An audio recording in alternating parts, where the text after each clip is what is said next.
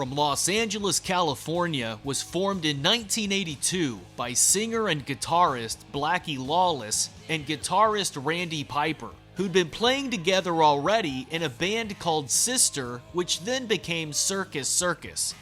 As W.A.S.P, they'd be joined by bassist Rick Fox and drummer Tony Richards. Rick would be let go fairly early on though, and W.A.S.P would cycle through a couple different bassists before Blackie would move into the position himself, with Chris Holmes, who'd also played in Sister, coming on as a second guitarist. They'd start to get attention around LA for their insane stage shows, utilizing a mix of BDSM and horror themes, along with Blackie's outrageous wardrobe. Putting a band like this together is a real fine line of genuine lunacy and restraint. You know, because we used to go out and literally play Gladiator every night. We'd go out and just, any excuse to beat up on human flesh, you know, I mean, we'd do it, you know. But what would really get them some national exposure was their 1984 single.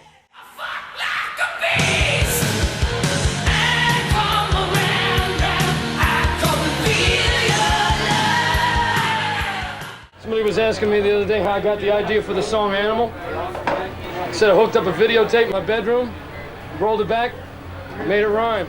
The album cover alone is pretty aggressive, and with the lyrics and title straight up containing the F word, it was a prime candidate for the Filthy 15, a list of inappropriate songs as determined by the Parents Music Resource Center.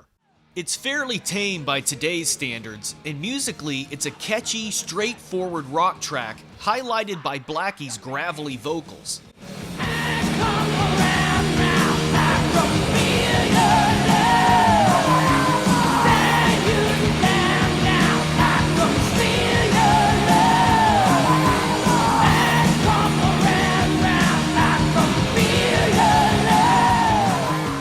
Still, in order to make sure it would be carried at all major retail outlets, Animal was left off W.A.S.P's self-titled debut album.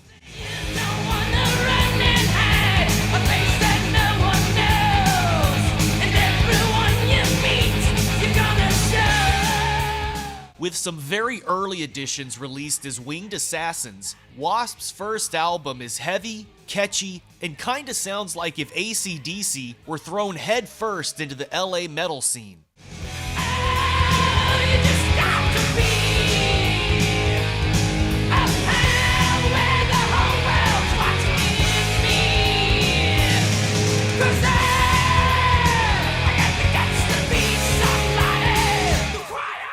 The first single, I Wanna Be Somebody, is a great track that's on the poppier side, with a video that was often shown when media outlets in the 80s would talk about how evil W.A.S.P is, despite it being one of the most positive and encouraging songs in their catalog. I wanna be somebody soon. I wanna be somebody tall. Blackie wants to be somebody and make a name for himself, but he also implores the listener to do the same, to be yourself and follow your heart, even if that means shooting your music video through some kind of weird fishnet filter.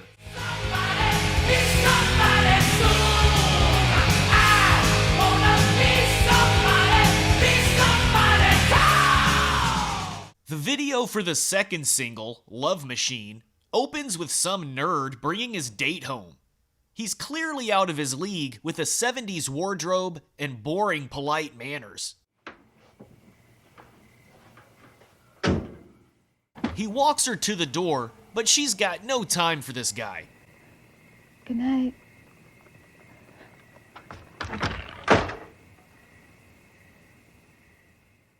Because she's in a big hurry to change into her nightgown and get into her bedroom, where she's got a poster of the 1983 Sean Penn flick Bad Boys over her bed. It gets the point across, but it was also directed by Rick Rosenthal, the same guy who directed the music video and other stuff like Halloween 2.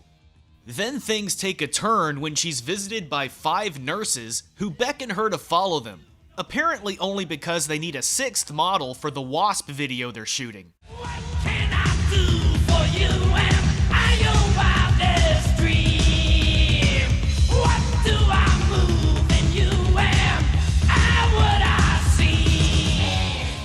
This is another awesome track with just an insanely catchy, powerful chorus.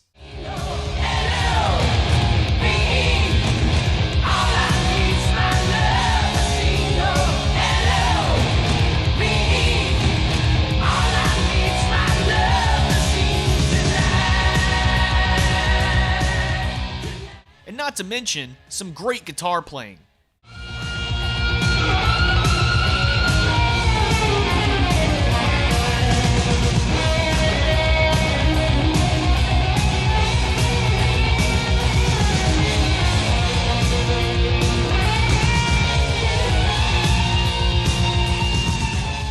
The woman who is allegedly dreaming all this winds up in like a Harry Houdini type water tank, and somehow her makeup stays perfect the entire time. The bulk of the album has that catchy, aggressive feel to it, except for Sleeping in the Fire, which sticks out as an excellent slower track.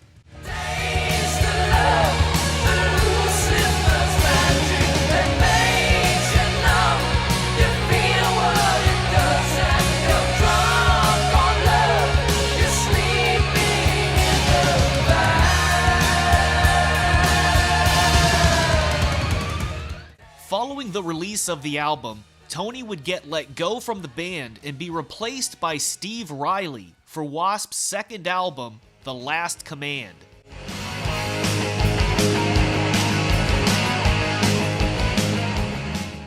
To me, the overall sound of this album is pretty similar to the first one, energetic metal tracks with AC/DC vibes. So it's interesting that there's so much talk in interviews about how different they are. The difference between this album and the last album is I wanted to be a little more elaborate with the vocals and be quite a bit more imaginative. What we wanted to do was create a record that had never been done in heavy rock before, and we put a bunch of instruments together, and the challenge was to try to make those instruments as heavy sounding as possible. I mean, I played like 14 different instruments on this album. I played a sitar on one track. There's synthesizers all over it. I think 99 out of 100 heavy rock groups, if you told them you wanted to use a synthesizer, they'd throw you out of the studio.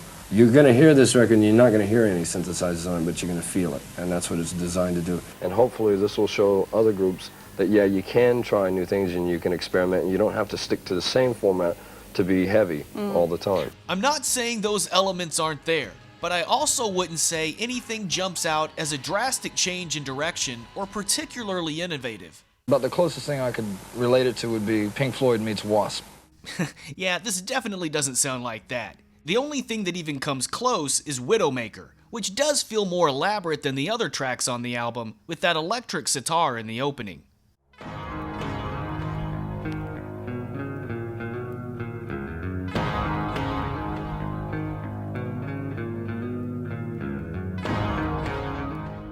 Don't get me wrong, I do like this album as a whole, but I'm not sure those added details made that much of a difference.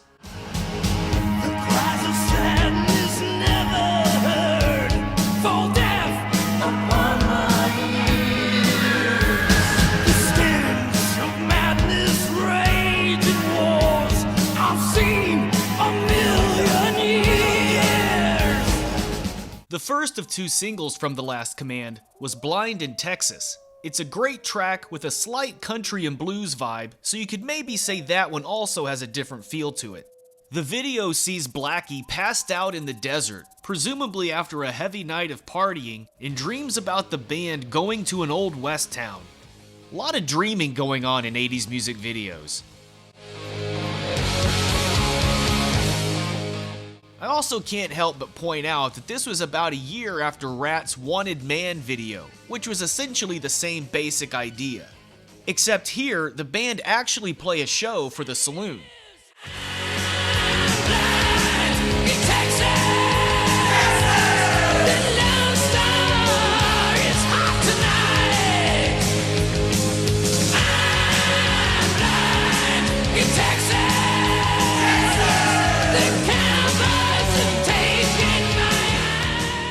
Later, Blackie wins an armadillo race with a super metal armadillo, and this impresses one of the dance hall girls so much that she gives him a note telling him to meet her in Devil's Gulch at sunset. And even though it looks to be around 3 in the afternoon, Blackie immediately starts asking for directions. Tonight. But apparently, he gets even more drunk on the way because we see him next passed out on the side of the road. So he and Rose never meet and sadly don't get to celebrate winning the armadillo race. But the highlight for me is the second single and album opener, Wild Child.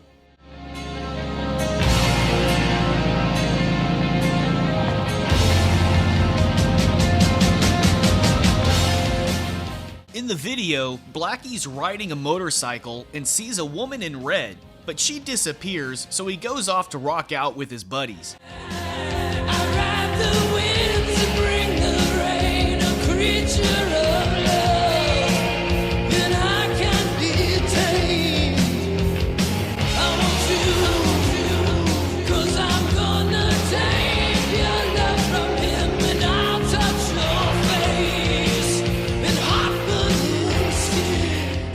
Motorcycle Blackie shows up a couple more times, and eventually he meets the lady in red, but their relationship is never really explained.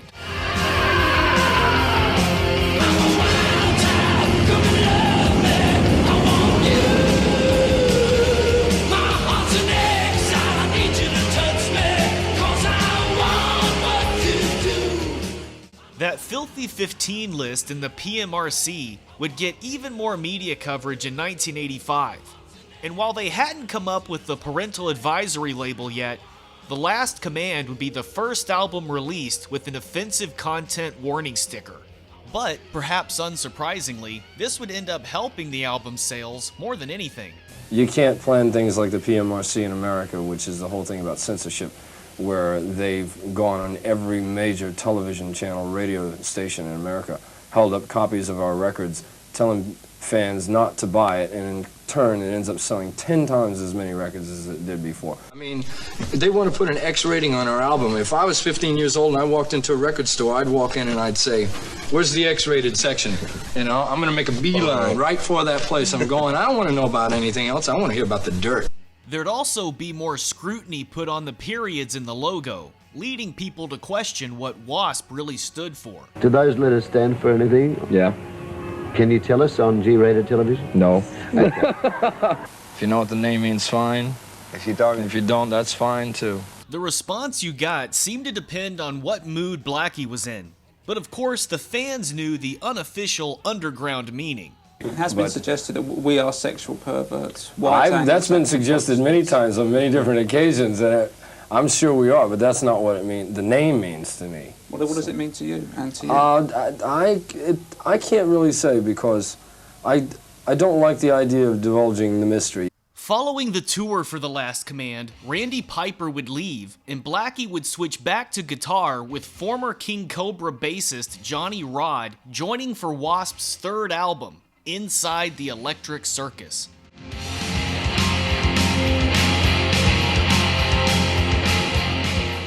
Apparently, Blackie has since been fairly negative about this album, which is interesting because it's freaking great.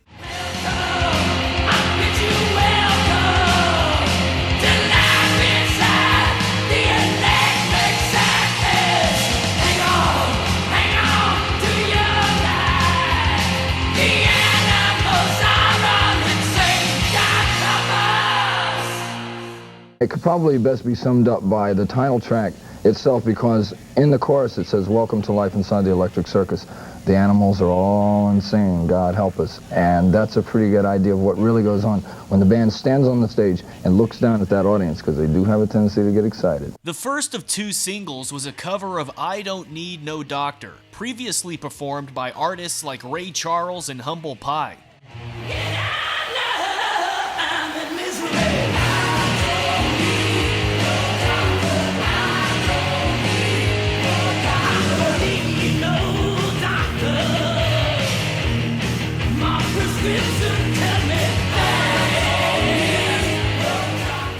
A couple of years ago, we did a version of a old Rolling Stones song called Painted Black, and it did not go on an album. And then last year, we did a remake of Mountain's song, Mississippi Queen, and that did not go on an album either.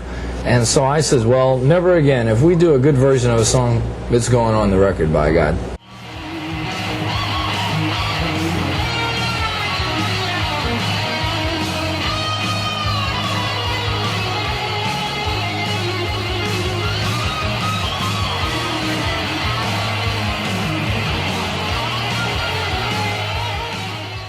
The second was 95 Nasty, another kick-ass AC/DC inspired rocker.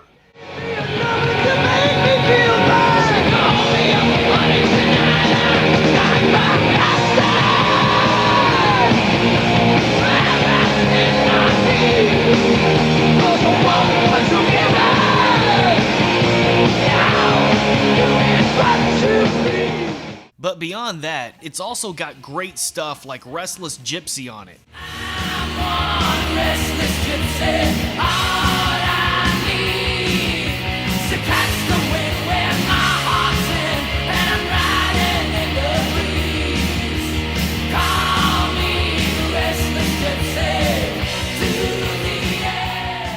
And a cover of Easy Livin' by Uriah Heep, just to name a couple.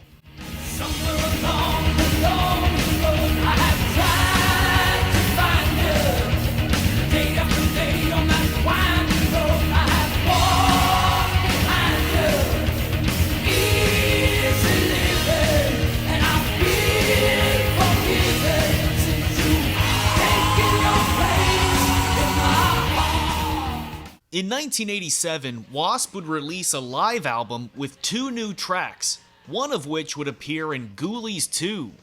When I love it, when I stay in style, from your head down to your ow. Scream until you like it, never gonna stop. Scream until you like it, get ready to rock. Scream until you like it, you're never gonna stop. Scream until you like it. Steve Riley would leave to join LA Guns after this, and W.A.S.P would go through a few drummers before Frankie Banali of Quiet Riot would come on to record their 4th album, The Headless Children.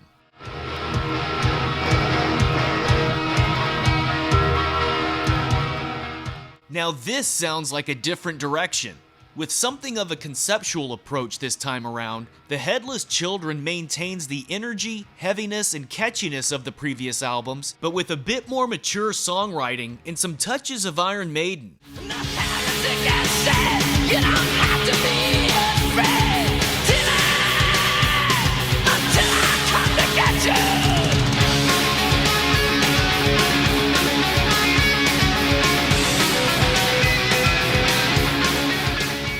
And man, it totally works. The Headless Children proved that W.A.S.P was capable of more than just catchy shock rock and glammy pop anthems.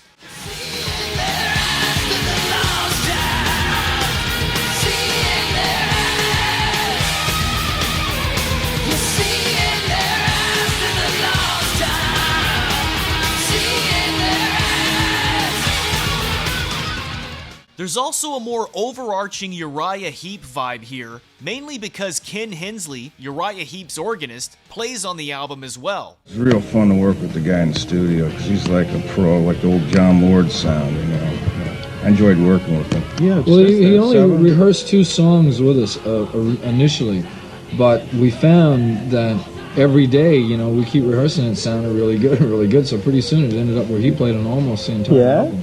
The actual concept is a bit fuzzy and seems to be mostly about bad stuff in the news, like war, drugs, and corruption in general. People, when they hear the idea of the Headless Children, they think, oh God, they're out lopping kids' heads off again. This is not about that at all.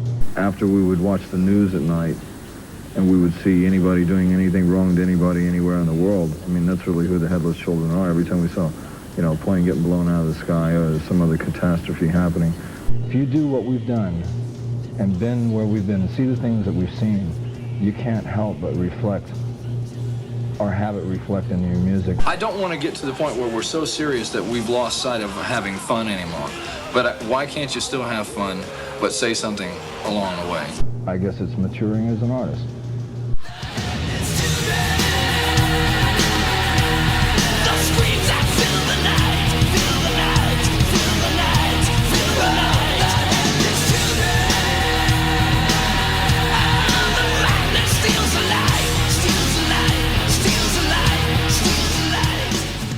But there are other songs included on the album too that aren't as heavy on those themes, like Mean Man, which is all about Chris Holmes.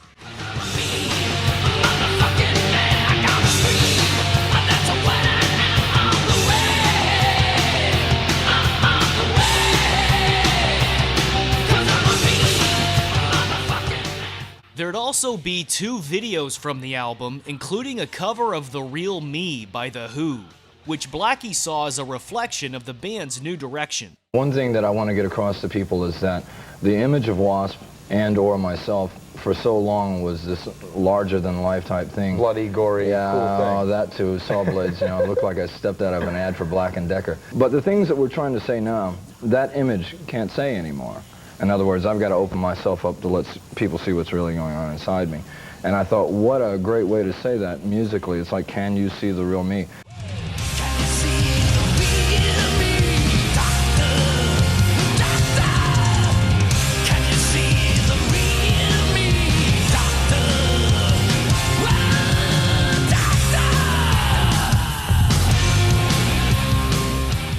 The second was for Forever Free, a glammy ballad that seems to split W.A.S.P. fans who either love it or hate it. Personally, I dig it overall. The video tries to emphasize the emotional core of the song, but it ends up being pretty cheesy. First, we see the band out playing in the desert. By the shore, and there she fell deep in the night. Ooh, one breath. And then we get these purple-hued clips of some couple riding a motorcycle. We see the guy flirting when he should be watching the road, and they suddenly get taken out by a semi-truck as the song slams into the chorus.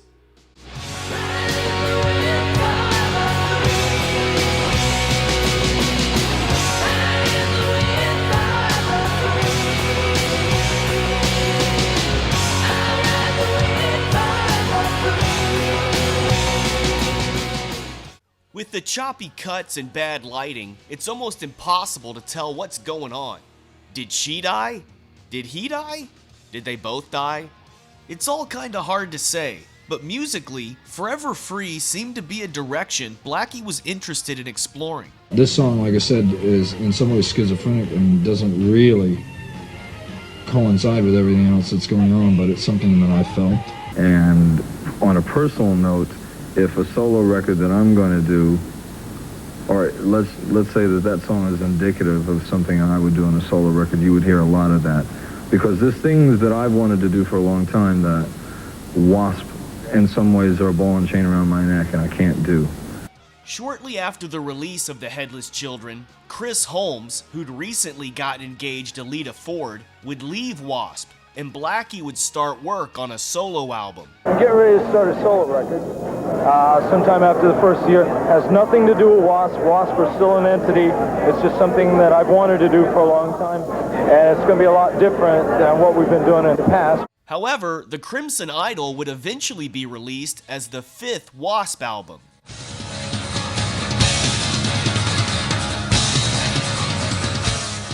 With Blackie handling both guitar and bass, Frankie Banali and Stet Howland on drums, and Bob Kulick on guitar, this would be a full-on rock opera telling the story of Jonathan Steele.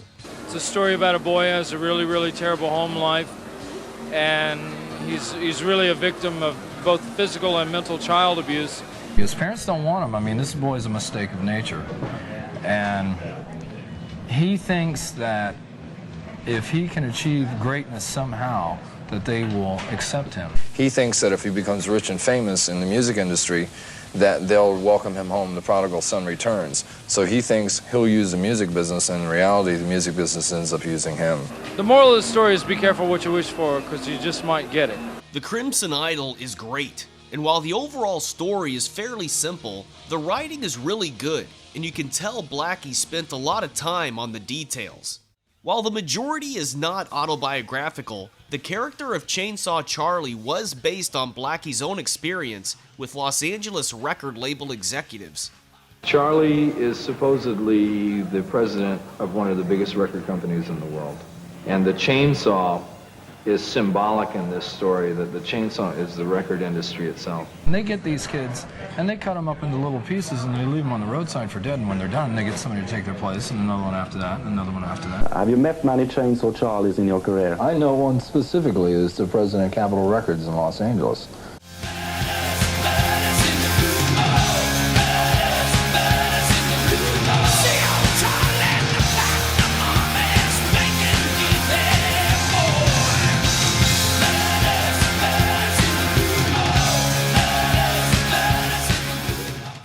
there was a long-form video component shot for the album, it wouldn't be made available until later. But at the time, we did get 2 music videos, the first being for The Idol.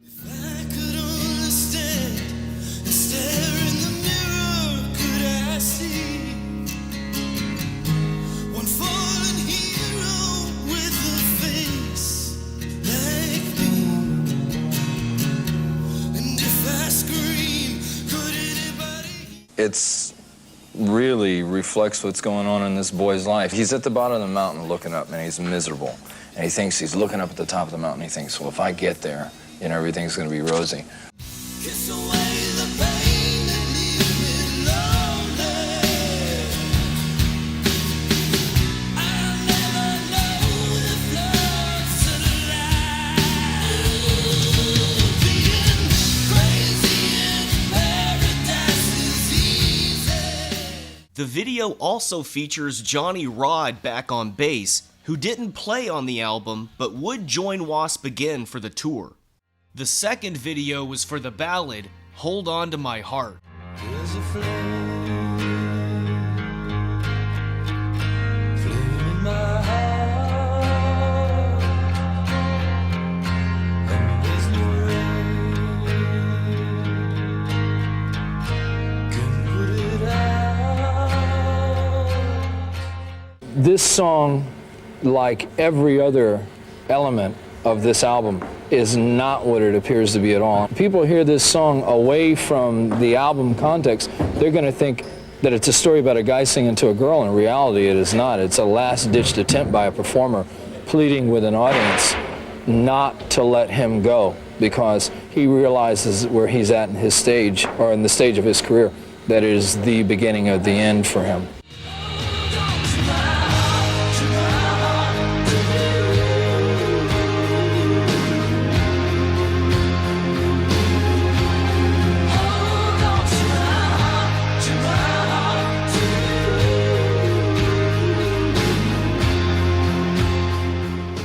This is perhaps a more somber album than previous W.A.S.P releases, but it's very well done and very emotional. Plus, Bob's guitar playing is an excellent fit.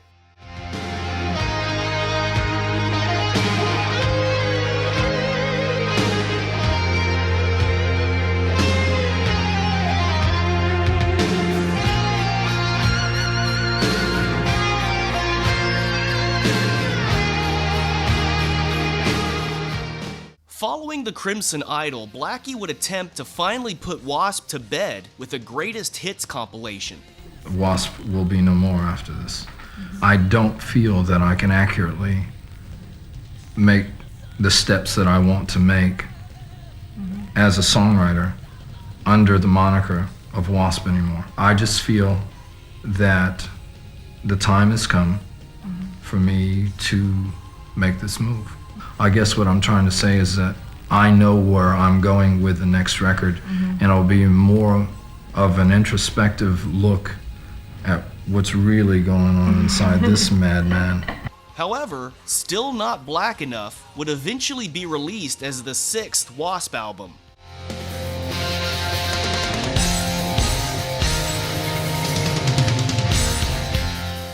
Twice in my career, the press has helped me from making a huge mistake. And this is the second time of the two, because when I came over last time, I was promoting a best of album that we had. And I told everybody, I said, there'll be no more W.A.S.P after this. And when I got back home, the fan mail that came in over that was not overwhelming, it was violent. And the response that was there made me start thinking about a couple of comments that some people had made, that W.A.S.P weren't so much a group of people as it was an idea. So I started thinking about, yeah, maybe it's not, you know, the sum of the parts that makes it what it is. Maybe it's, you know, as long as the focus or a focus is there, then it can continue to be what it is. So I thought, okay, fair enough. Who else worked with you on the album? Well, same drummer, Frankie Benelli, Bob Kulick, guitar player, and that nucleus is still there from before. The track order, and in fact what songs are even on the album, depend on which version you have. But I'll be going by the original US release, and I have to say, overall, I really like it. It still has a distinct W.A.S.P sound to it, although with a bit more variety.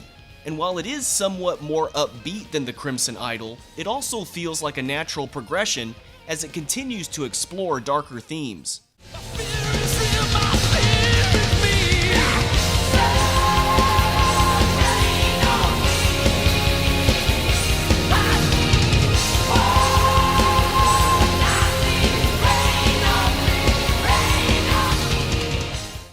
Still Not Black Enough is a direct result of the trauma of making the Crimson Idol. I about cracked up making the Crimson Idol, and I'm not kidding you. That kind of stress, that kind of pressure, I hope I never have to face that beast again.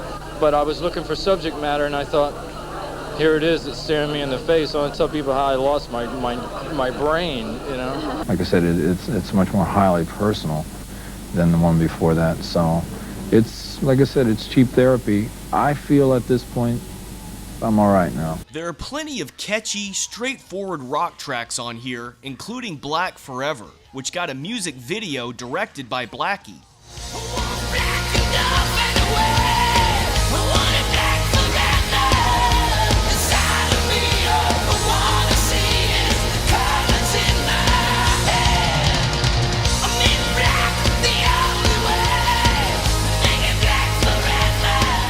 I wanted something that looked like it did in the early days at the Troubadour, what we looked like before the world ever saw us. I mean, we were a very black band, and when people see this video, the whole thing goes from a white room to a black room, and what it looks like with the feathers and everything in the end is exactly what we look like at the Troubadour.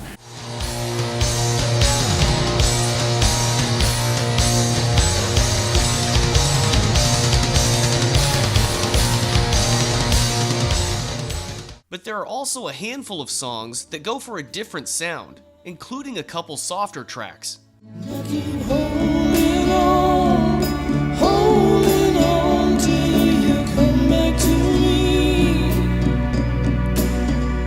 I keep holding on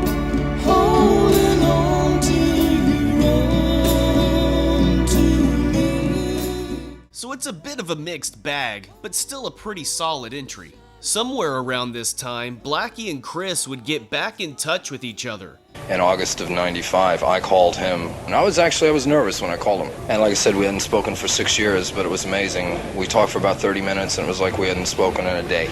Both our lives went in separate directions, and it was never really a hostile split. They'd worked together in secret through 1996, and released the 7th W.A.S.P album, Kill, Fuck, Die, in 1997.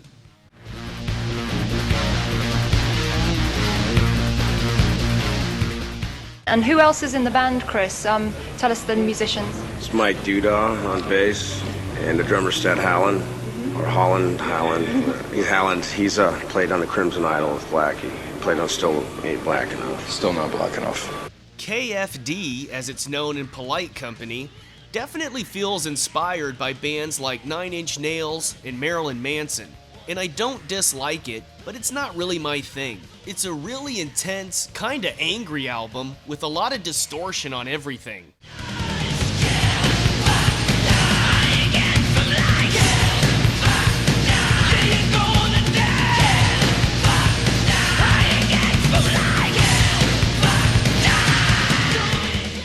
I know a lot of old diehard W.A.S.P fans are expecting Wild Child and all that stuff, but we wanted to make a record as if we had never existed before. So it is a bit experimental, but I know there are big fans of this album, and there were definitely a couple songs that grew on me over a couple listens.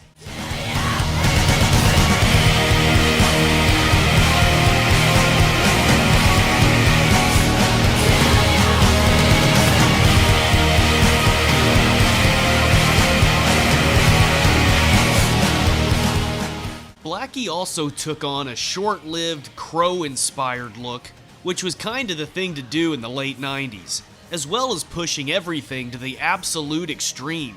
If we were going to come back and we were going to do that, or do this show in this decade, we were going to have to be the nastiest, the stinkiest, most vile band on this planet. And with the show that you're getting ready to see up here tonight, I think we're hitting the bullseye. The KFD show was Very intense, even for W.A.S.P. I won't get too into the details of it, but for a lot of people, it may have crossed the line from shocking to unappealing. That show really bent a lot of people out of shape, more so than what we had done in the first few years that we came out. It was just too much for them. They just could not watch it. But I think from a social point of view, the things that we were saying were really relevant. But I think that, yeah, you can go too far. So that aesthetic wouldn't last long, and in 1999, W.A.S.P. released their 8th album, Helldorado.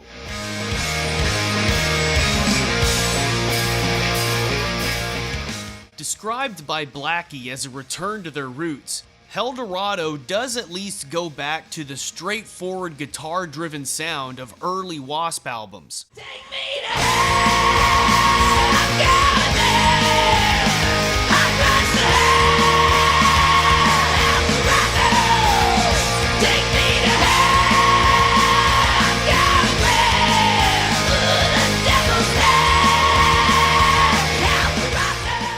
Helldorado isn't bad, really, but not a lot stood out to me about it overall. In fact, the highlights for me here are mostly Chris's solos.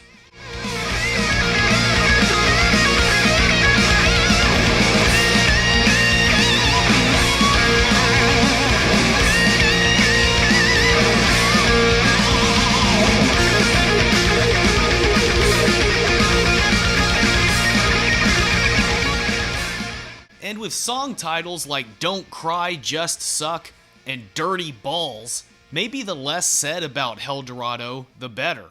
Especially since Unholy Terror is a far more enjoyable album.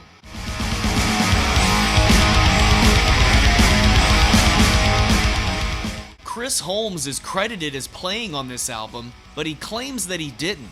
Otherwise, it's Mike Duda back on bass, and Frankie Banali and Stet Howland splitting drum duties.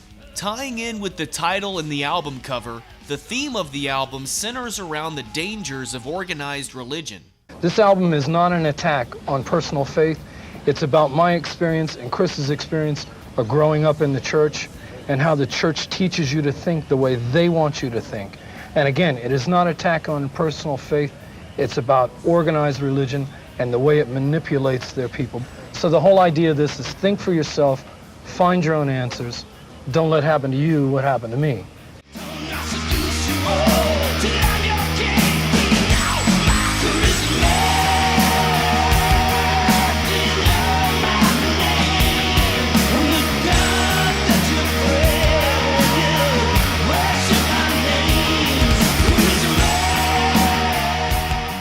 Musically, it's along the same lines as Helldorado, but with more heart, more attitude, and way more catchy, kick-ass riffs.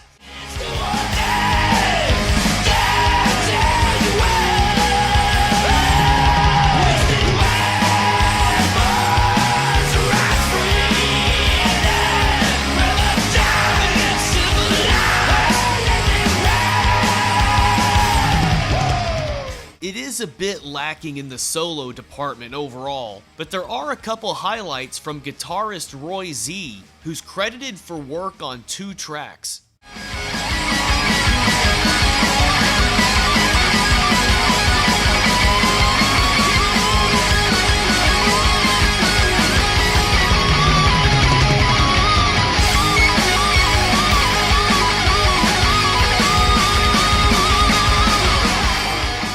There are also a couple of softer tracks on the album as well, including Evermore, which touches on Blackie's Native American ancestry and the possibility of reincarnation.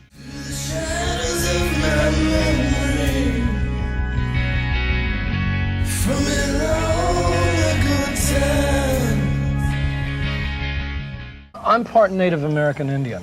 I embrace a lot of the culture of the American Indians. And it's an idea of the possibility that maybe we've lived here before. So I'm not saying that I believe in it, I'm just saying I would like to believe in it, and maybe it's possible.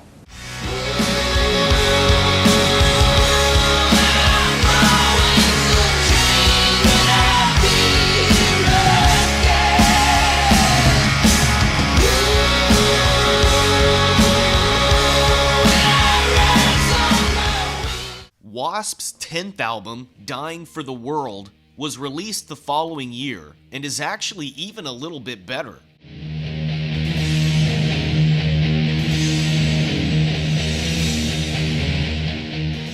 As a response to the 9/11 attacks, this album was recorded in less than a year and features Daryl Roberts on guitar. Like Unholy Terror, Dying for the World does a really good job capturing the infectious energy of earlier W.A.S.P albums. But there are tracks on this one that just stand out more to me, including Hell for Eternity, which is one of my favorite 21st century W.A.S.P songs.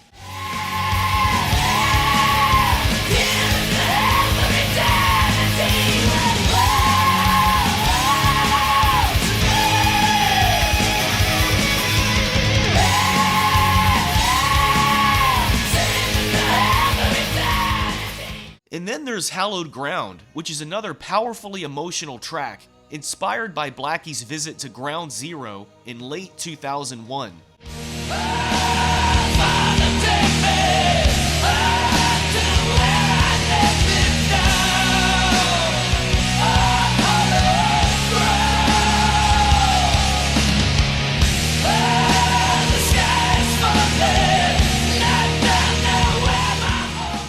Overall, Dying for the World sticks to an 80s-inspired sound, but it also ends up being the most consistently focused and catchy W.A.S.P release since the Crimson Idol.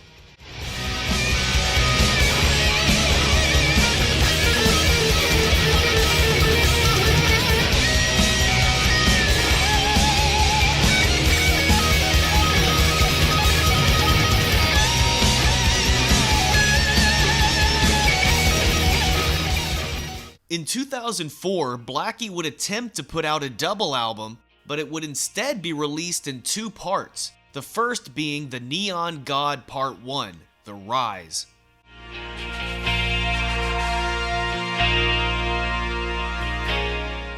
The Neon God Part 2, The Demise, would come out 5 months later. It had to be released in two parts. Aside from, people spending more money to get both parts, the reason I don't like it is because, to me, it's one piece of work. And since Part 2 has come out, Part 2 is being compared to Part 1. It should not be thought of like that. It's one piece of work. But, when I first started doing the interviews for Part 2, they were invariably comparing it to Part 1. I go, well, you're not supposed to. It's all part of the same thing. That's like taking one record and comparing side A to side B. It's like it's not supposed to be like that. From that perspective, The Neon God is an hour and 40 minutes long, with the story about an abused orphan who becomes a messiah, or something. The narrative, frankly, isn't the strongest part of the album, and unfortunately, it's just not that compelling. Musically, it doesn't reach the level of Unholy Terror or Dying for the World for me, but it's mostly fine, with some highlights here and there.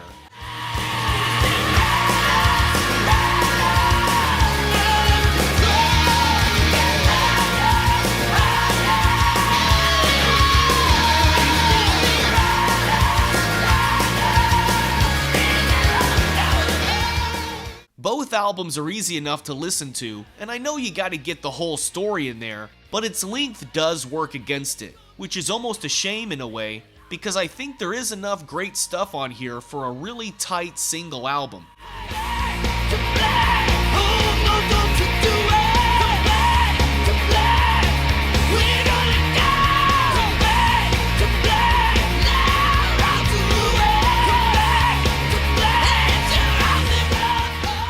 And Daryl Roberts offers plenty in the way of cool guitar solos here as well.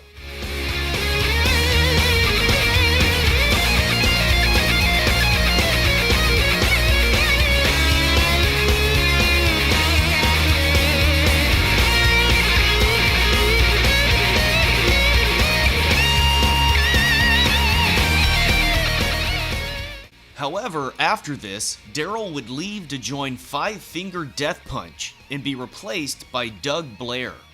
Drummer Stet Howland would also leave to be replaced by Mike Dupke.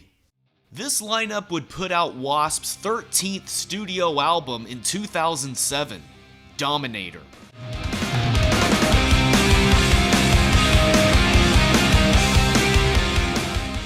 This one, as is fairly evident by the album cover, discusses political issues and is particularly critical of the Bush administration. Where you gonna turn to? Burning Moses alive.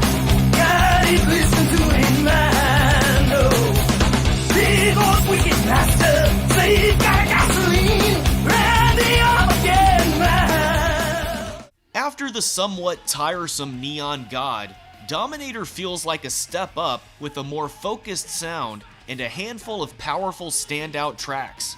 Devil's begging to burn. You better run. Hang high, you're burning, man, you're gonna burn.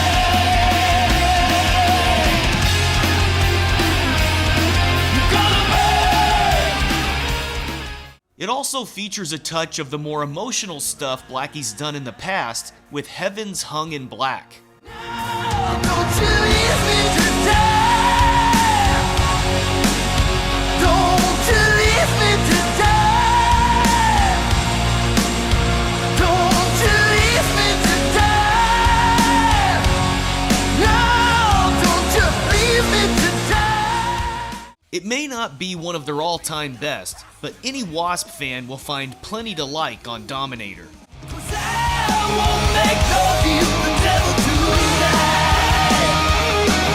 No, I won't make love you you mine. 'Cause I won't make love you the devil tonight. In 2009, W.A.S.P would release their 14th album, Babylon.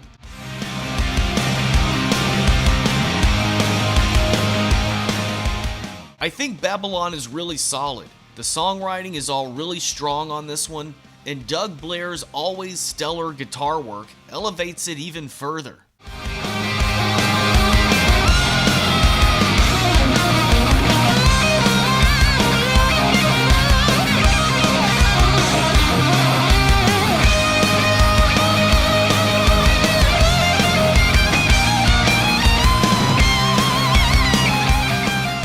Plus, it got the first W.A.S.P video in nearly 15 years with Babylon's Burning. Babylon's a burning. Babylon's a burning. 666 and 7 seals. A fear and resources see. Babylon's a burning. Babylon's a burning. There's also a cover of one of my favorite Coverdale-era Deep Purple tracks on it, and a great ballad, Into the Fire.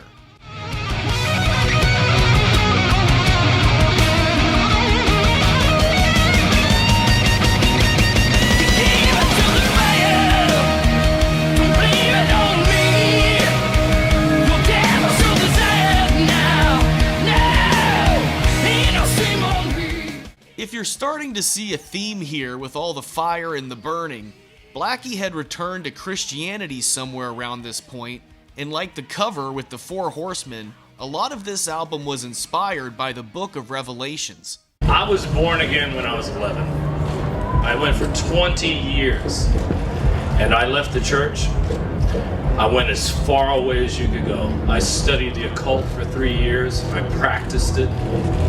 And I left the occult after 3 years because I realized that I had swapped one organized religion for another organized religion. And I realized after a while, I was not mad at God, I was mad at man for the indoctrination that I had received. And when I started to seek my own answers, that's when I started returning to my faith. While religious themes had long been a part of Blackie's lyrics, mostly in a negative light, it would be the main focus of W.A.S.P's 15th and most recent album, Golgotha, which itself is a religious reference as the location of Jesus' crucifixion.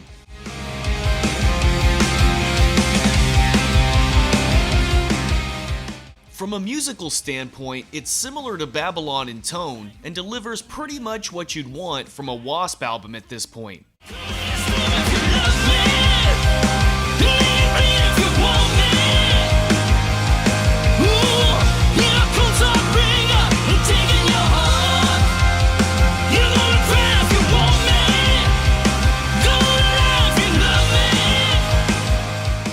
One highlight for me here is Miss You, which was apparently originally written for the Crimson Idol.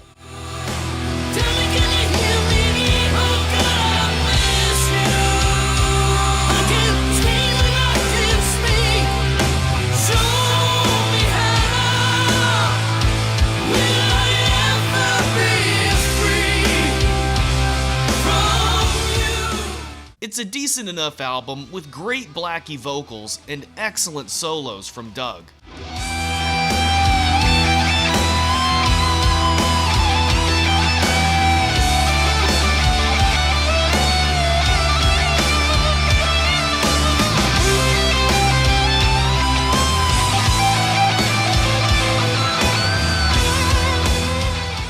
In 2018, W.A.S.P would re-record the Crimson Idol for its 25th anniversary, along with a couple tracks that got cut from the original version. That Crimson Idol movie would also finally be released, and it's basically an album-long music video.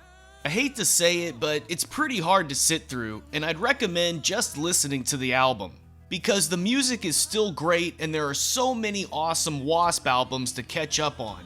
Although hopefully there will be more soon. Until then, here's your homework. I think most W.A.S.P fans can agree on at least the first 5 albums. W.A.S.P, The Last Command, Inside the Electric Circus, The Headless Children, and The Crimson Idol. After that, it kinda just depends on your taste. I personally would recommend Still Not Black Enough, even though there are like 3 different versions. And I also liked Unholy Terror and Dying for the World as well. I'd also include Dominator, Babylon, and Golgotha, even though they are kinda similar to each other, and you could even argue a bit redundant. But again, they've all got great vocals and great solos. But when it comes to these more recent W.A.S.P albums, opinions are really all over the place, so be sure to let me know which ones are your favorites down in the comments. I hope you enjoyed this look back at W.A.S.P and the madman Blackie Lawless, undeniably one of the greatest voices in heavy metal and an impressively consistent songwriter with a lot of clear influences that he managed to turn into a sound that was unmistakably W.A.S.P. As always, thanks for watching, and We'll see